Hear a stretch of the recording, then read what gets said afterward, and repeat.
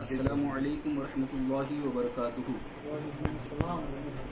الحمد للہ کفا والصلاة والسلام علی عبادہ الذین اصطفیٰ، اما بعد، اعوذ باللہ من الشیطان الرجیم، بسم اللہ الرحمن الرحیم۔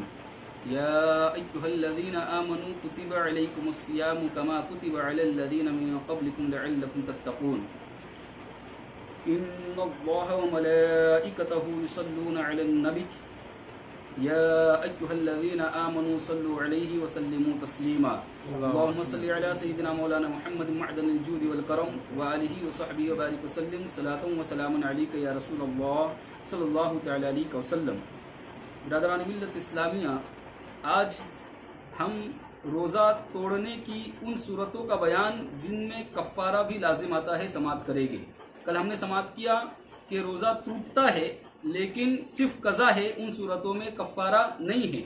آج روزے کی قضا اور کفارہ دونوں ہوگا، ان کا بیان سماعت کریں گے۔ رمضان کا روزہ قصدن توڑ ڈالنے سے کفارہ لازم آتا ہے۔ اگر جان بوجھ کر رمضان کا روزہ جو ہے توڑ دیا، کچھ کھایا پیا، تو روزے کا کفارہ لازم آتا ہے۔ روزہ توڑنے کا کفارہ یہ ہے کہ رقبہ، لونڈی یا غلام آزاد کرے۔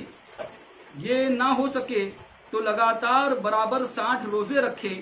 اگر یہ بھی نہ کر سکے تو 60 مسکینوں کو بھر پیٹ دونوں وقت کا کھانا کھلائے۔ روزے کا کفارہ یہ ہے کہ پہلے ایک غلام آزاد کرے۔ اگر یہ کیپیسٹی نہیں ہے، یہ حیثیت نہیں ہے، تو 60 مسکینوں کو 2 وقت کا کھانا کھلایا جائے پیٹ بھر کر۔ اور اگر یہ بھی نہیں ہے تو پھر 60 روزے مسلسل پے در پہ رکھے جائے، بیچ میں ناگا نہ ہو، لگاتار روزے ہونے چاہیے، کھلائے۔ اور روزہ رکھنے کی صورت میں اگر بیچ میں ایک دن کا بھی روزہ چھوٹ گیا تو آپ سے 60 روزے رکھے۔ یعنی کسی انسان نے 60 روزے کا کفارہ ادا کر رہا تھا، اگر اس نے 50 روزے رکھے اور 10 روزے باقی ہے، اب اس نے سوچا کہ ایک دن چھوڑ کر پھر میں روزہ رکھوں گا، تو اب اس کی گنتی جو ہے واپس 1 سے شروع ہوگی، 51 سے شروع نہیں ہوگی۔ 59 رکھ چکا تھا اور 60واں نہ رکھ سکا، بیماری وغیرہ کسی عذر سے ہے، تو پھر سے 60 پورے لگاتار رکھے۔ پہلے کے 59 بیکار گئے۔ البتہ عورت کو اگر حیض آ جائے تو حیض کی وجہ سے جتنے ناگے ہوئے ہیں یہ ناگے نہیں گنے جائیں گے۔ اگر عورت کو حیض آ جائے اور اس کی جو مدت تھی 7 دن 5 دن جو بھی تھی، تو اتنے دن کے جو ناگے ہوئے بیچ میں، وہ ناگے نہیں گنے جائیں گے، وہ ناگے واپس وہ گن کر واپس آگے سے کنٹینیو کیا جائے گا۔ یعنی پہلے روزے اور حیض کے بعد والے روزے دونوں مل کر 60 ہو جانے سے کفارہ ادا ہو جائے گا۔ روزہ توڑنے سے کفارہ لازم آنے کی چند شرطیں ہیں۔ جب یہ سب پائی جائے گی تب کفارہ لازم آئے گا، ورنہ نہیں۔ کچھ شرائط ہے جن کی بنیاد پر کفارہ لازم آتا ہے۔ کفارہ لازم ہونے کی شرطیں: نمبر 1، رمضان کے مہینے میں رمضان کا روزہ ادا کرنے کی نیت سے روزہ رکھا ہو۔ یعنی رمضان کے مہینے میں روزہ رکھا ہو اور رمضان کا روزہ رکھا ہو، تبھی اگر توڑا تو کفارہ ہوگا۔ دوسری، روزہ دار مقیم ہو، مسافر نہ ہو۔ اگر کوئی انسان روزہ دار ہے اور وہ مسافر ہے، 92 کلومیٹر اگر اس نے سفر کر کے پھر اگر روزہ توڑا ہے تو پھر اس پر کفارہ نہیں بلکہ قضا ہی ہوگی۔ نمبر 3، مکلف ہو، یعنی عاقل بالغ ہو۔ تو اگر بچے یا پاگل نے توڑا تو کفارہ نہیں۔ رات ہی سے روزے کی نیت کی ہو، تو اگر اسی روزے کی جسے توڑا دن میں نیت کی تو اس کا کفارہ نہیں۔ یعنی اگر جیسا میں نے روزے نیت کے بیان میں بتایا کہ ہمیں ظہر کبریٰ تک اجازت ہے کہ ہم روزے کی نیت کر سکتے ہیں، تو اگر صبح صادق سے پہلے اس نے اگر نیت کی ہے تو اور پھر روزہ توڑا تو روزے کا کفارہ ہے، اور اگر ظہر کبریٰ سے پہلے کی، صبح کے بعد کی ہے، تو ایسی صورت میں روزے کا کفارہ نہیں ہے بلکہ روزے کی قضا ہے۔ روزہ توڑنے کے بعد کوئی ایسی بات اپنے اختیار سے نہ پائی گئی ہو جس بات کی وجہ سے روزہ چھوڑنے کی اجازت ہوتی ہے، مثلاً حیض، نفاس آ گیا، یا ایسی بیماری ہو گئی جس میں روزہ نہ رکھنے کی اجازت ہے، تو کفارہ لازم نہ آئے گا۔ یعنی ایسی کوئی غیر اختیاری چیز آ گئی، جیسے حیض آیا یا پھر نفاس آیا یا پھر کوئی ایسی بیماری ہو گئی جس میں روزہ توڑنا ضروری تھا، تو ایسی صورت میں کفارہ لازم نہیں آئے گا۔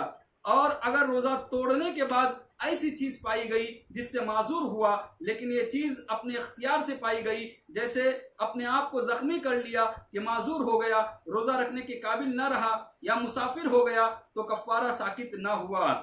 اس لیے یہ چیزیں اختیاری ہے تو کفارہ لازم رہا۔ روزہ دار نے قصدن کوئی دوا یا غذا کھائی، پی یا پانی پیا، یا کوئی چیز لذت کے لیے کھائی یا پی، یا کسی عورت کے ساتھ جو قابل شہوت ہے اس کے آگے یا پیچھے کے مقام میں جمع کیا، انزال ہوا ہو یا نہ ہوا ہو۔ اگر عورت کے ساتھ جمع کیا تو انزال ہوا ہو یا نہ ہوا ہو، لہذا اس روزے دار کے ساتھ جمع کیا گیا تو ان سب صورتوں میں روزے کی قضا اور کفارہ دونوں لازم ہے۔ کوئی ایسا کام کیا جس سے افطار کا گمان نہ ہوتا ہو، اور اس نے گمان کر لیا کہ روزہ جاتا رہا، پھر قصدن کھا پی لیا، مثلا یا پچھنا لیا، یا سرما لگایا، یا جانور سے وطی کی، یا عورت کو چھوا یا بوسہ لیا، یا ساتھ لٹایا، یا مباشرت فاحشہ کی، مگر ان سب صورتوں میں انزال نہ ہونے پایا، یا پاخانے کے مقام میں خشک انگلی رکھی، اب ان کاموں کے بعد قصدن کھا لیا، تو ان سب صورتوں میں روزے کی قضا اور کفارہ دونوں لازم ہے۔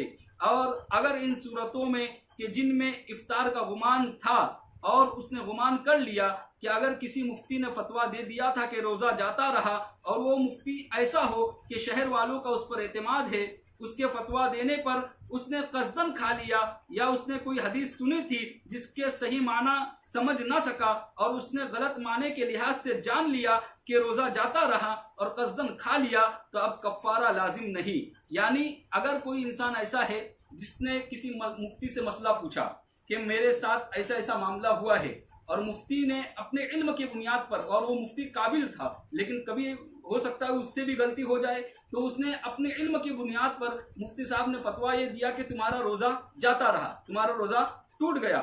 اب اس نے کھا لیا یا پی لیا، اب اس نے جان بوجھ کے بھی کھایا اور پیا، کیونکہ اس نے یہ سوچا کہ میرا روزہ جا رہا ہے، میرا روزہ نہیں ہوا، کیونکہ ایک مفتی نے فتویٰ دیا۔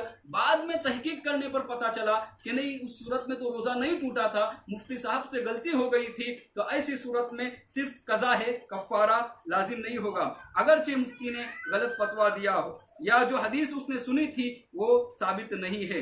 برادران ملت اسلامیہ، اتنی ہی چیزیں ہیں جو وجود میں آئے تو پھر روزے کے ساتھ، قضا کے ساتھ روزے کا کفارہ بھی ہوگا۔ آپ نے تمام چیزیں سماعت کی کہ کفارہ کس طرح سے کیا جاتا ہے۔ مسلمانوں، اس لیے یاد رکھو کہ روزہ جب بھی رکھو گے تو اسے مکمل کیا جائے، ادھورا نہ چھوڑا جائے، بیچ میں نہ توڑا جائے، اس لیے کہ پھر اس کی سخت سزا ہے، اور پھر ہم اسے پورا نہ کر پائیں گے تو کل قیامت کے دن اللہ تبارک و تعالیٰ کی بارگاہ میں ہمیں پیش ہونا ہے۔ یہاں پر ایک حدیث مجھے یاد آ رہی ہے۔ اللہ کے رسول صلی اللہ تعالیٰ علیہ وسلم کی بارگاہ میں صحابہ کرام تشریف فرما تھے، اور حضرت ابو ہریرہ رضی اللہ تعالیٰ عنہ اس حدیث کے راوی ہے۔ ارشاد فرماتے ہیں کہ اللہ کے رسول صلی اللہ علیہ وسلم کی بارگاہ میں ایک شخص حاضر ہوا، اور اس نے کہا، ہلکت یا رسول اللہ، یا رسول اللہ صلی اللہ علیہ وسلم، میں ہلاک ہو گیا۔ میرے آقا علیہ السلام نے پوچھا کہ اے صحابی، تم نے ایسا کیوں کیا؟ کہاں تم سے کون سا گناہ سرزد ہو گیا ہے جس کی بنیاد پر تم نے ایسا کہا؟ تو میرے آقا علیہ السلام سے صحابی نے عرض کیا، رسول اللہ صلی اللہ علیہ وسلم، میں نے حالت روزہ میں اپنی بیوی سے جمع کر لیا، لہذا میں ہلاک ہو گیا۔ اب 3 اسٹیپ آپ کو پتا ہے، یا تو غلام آزاد کرنا ہے، 60 مسکینوں کو 2 وقت کھانا کھلانا ہے، یا پھر 60 روزے پے در پہ رکھنا ہے۔ اللہ کے رسول صلی اللہ علیہ وسلم نے ان تینوں باتوں کو اس سے کہا کہ یہ اس طرح سے عمل کرو۔ جب پہلی بات کہی تو کہا، یا رسول اللہ، میرے پاس کوئی غلام نہیں، میں خود ایک غریب انسان ہوں، لہذا میں غلام آزاد نہیں کر سکتا۔ پھر جب دوسری بات کہی، کہا 60 مسکینوں کو کھانا کھلاؤ، تو کہا، یا رسول اللہ، اس کی بھی حیثیت نہیں، اس کی بھی استطاعت نہیں، اتنی طاقت نہیں ہے کہ میں 60 مسکینوں کو کھانا کھلا سکوں۔ پھر اللہ کے رسول صلی اللہ علیہ وسلم نے فرمایا، ایک کام کرو، پے در پہ 60 روزے رکھو۔ لہذا اس نے پھر عرض کیا، یا رسول اللہ صلی اللہ علیہ وسلم، اتنی بھی طاقت نہیں ہے، ایک روزہ رکھا تھا وہ رکھ نہ سکا میں، لہذا میرا حال یہ ہو گیا کہ اس روزے پر کنٹرول نہیں کر پایا، میں 60 روزے لگاتار کیسے رکھوں گا؟ تو اللہ کے رسول صلی اللہ علیہ وسلم نے یہ نہیں کہا کہ اب تم یہاں سے چلے جاؤ یا تمہیں ان تینوں باتوں پر ہی عمل کرنا ہوگا، وہ کہا کہ تھوڑی دیر کے لیے بیٹھو۔ کچھ ہی دیر ہوئی تھی کہ ایک صاحب کھجور کا ایک باکس ایک کھجور کا ایک پلیٹ لے کر بارگاہ رسول میں حاضر ہوئے اور عرض کیا یا رسول اللہ صلی اللہ علیہ وسلم یہ میری طرف سے آپ کے لیے تحفہ ہے۔ اللہ کے رسول صلی اللہ علیہ وسلم نے فرمایا کہ وہ کہاں ہے صحابی جو ابھی سوال کر رہا تھا؟ تو وہ صحابی جب حاضر ہوئے اللہ کے رسول تاجدار مدینہ صلی اللہ علیہ وسلم نے ارشاد فرمایا کہ یہ کھجور لو اور مکہ میں غریبوں میں تقسیم کر دو، تمہارے روزے کا کفارہ ادا ہو جائے گا۔ لیکن صحابی نے دیکھا کہ اللہ کے رسول صلی اللہ علیہ وسلم کی رحمت جوش میں ہے تو پھر عرض گزار ہوئے، کہا یا رسول اللہ صلی اللہ علیہ وسلم مکہ میں مجھ سے زیادہ غریب بھی کوئی نہیں ہے۔ تو اللہ کے رسول صلی اللہ علیہ وسلم نے فرمایا اختیار دیکھو میرے آقا کا، سرکار فرماتے ہیں کہ تم جاؤ یہ کھجور لے جاؤ، تم بھی کھاؤ، تم اپنے اہل و عیال کو بھی کھلاؤ، تمہارے روزے کا کفارہ ادا ہو جائے گا۔ یہ میرے آقا علیہ السلام کی اختیار کا عالم ہے، دینی معاملات میں بھی اختیار اور دنیاوی معاملات میں بھی اختیار ہے۔ اللہ کے رسول صلی اللہ علیہ وسلم کو مختار کل بنا کر بھیجا گیا ہے۔ اللہ تعالیٰ سے دعا ہے کہ کہنے سننے سے زیادہ عمل کرنے کی توفیق عطا فرمائے۔ وما علینا الا البلاغ۔ السلام علیکم ورحمۃ